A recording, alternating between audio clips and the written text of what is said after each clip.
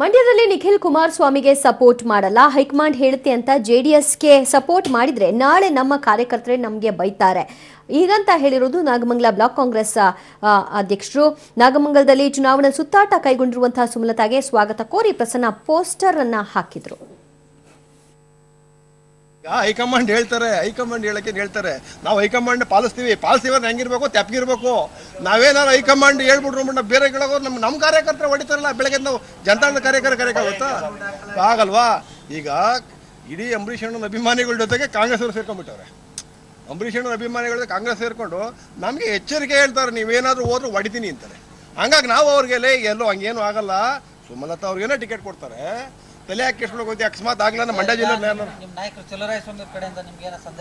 Sir ಅವ್ರಿಗಿನ್ನೂ ಏನು ಮಾತಾಡಿಲ್ಲ, ನಮ್ಗೇನು ಮಾಡಿಲ್ಲ. ಅವರು ಹೈಕಮಾಂಡ್ ಏನು ಹೇಳ್ತಾರೆ ಅದನ್ನ ನಿರೀಕ್ಷೆಗೆ ಅವರು ಕೂಡ ನಿನ್ನೆನೂ ಕೂಡ ಡಿ.ಕೆ. ಶಿವಕುಮಾರ್ ಹೇಳಲ್ಲ, ಇಲ್ಲ ಕಾಂಗ್ರೆಸ್ ಪಕ್ಷದಿಂದ ಸುಮಲತಾ ಅವ್ರಿಗೆ ನೀವು ಇದಾಕಿದ್ದು ನಮಗೆ ಮಾಹಿತಿ ಬಂತು. ಈಗ ನಾವು 36 ಗೆದ್ಬಿಟ್ಟು ಅವ್ರು 36 ಗೆದ್ದು 89 ಮಂತ್ರಿ ಕೊಟ್ಟಿಲ್ವಾ? ಇವತ್ತು 3 ಮಂತ್ರಿ ಜನತಾದಳದವ್ರು 3 ಮಂತ್ರಿ ಅವರೇ. ಒಬ್ಬರು ನಮ್ಮ ಅಂದಾನಿಯವರು ಬೋರ್ಡ್ ಚೇರ್ಮನ್ ಇದ್ದಾರೆ, ಎಂ ಶ್ರೀನಿವಾಸ್ ಅವರು. ಇಷ್ಟೆಲ್ಲ ಇದ್ದಾಗ ಒಂದು ಕಾಂಗ್ರೆಸ್ ಪಕ್ಷಕ್ಕೆ ಒಂದು ಬಿಟ್ಕೊಟ್ಬಿಟ್ಟು ತಪ್ಪೇನು? ಬಿಟ್ಕೊಡ್ಲಿ, ಬ್ಯಾಡ್ವಾ ಕಾಂಗ್ರೆಸ್ ಅವ್ರ ಟೀಮ್ ಇಂಟ್ರೆಸ್ಟ್ ಇಲ್ವಾ? ಸುಮಲತಾದವ್ರು ಕರ್ಕೊಂಡು ಜನತಾದಳದವ್ರು ಕೊಡಿ, ಒಗ್ಗಟ್ಟಾಗಿ ಮಾಡೋಣ, ಬೂತ್ ಏಜೆಂಟ್ ಇಲ್ದಂಗೆ ಮಾಡೋಣ.